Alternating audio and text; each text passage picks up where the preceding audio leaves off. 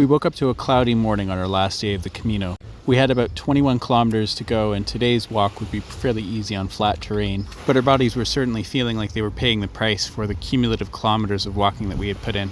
Our first stop of the day would be at a little spot with a nice patio appropriately named after the 15-kilometer mark that it sat at.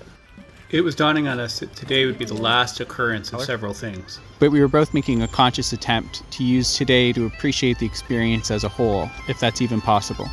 In total, our walk was somewhere between 780 and 800 kilometers in distance, and enough altitude gain to summit Mount Everest from sea level, plus about another one-third of an Everest.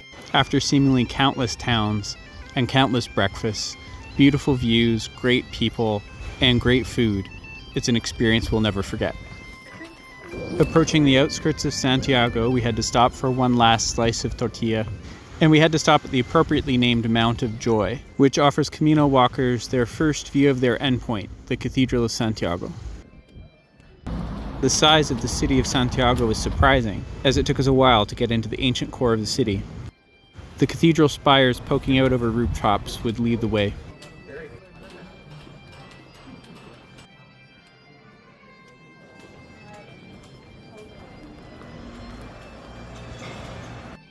Approaching the cathedral, we found ourselves at the main churchgoer entrance, where the number of other Camino walkers, tourists, and locals all congregating was certainly striking.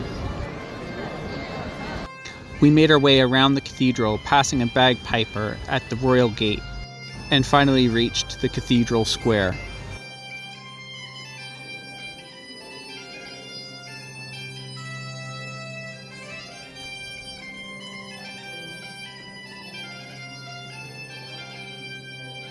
We opted to go find the local office to pick up our certificates of completion of the Camino, called a Compostela, which meant submitting our Camino passports for review.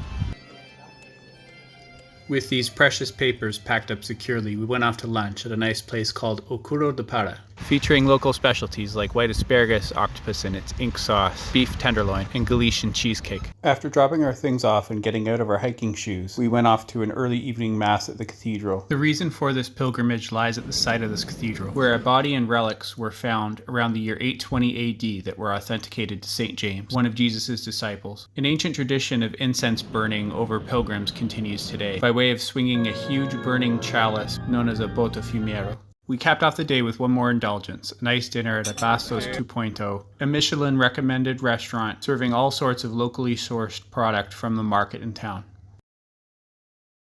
Thank you all for watching, and I hope you've enjoyed the journey with us.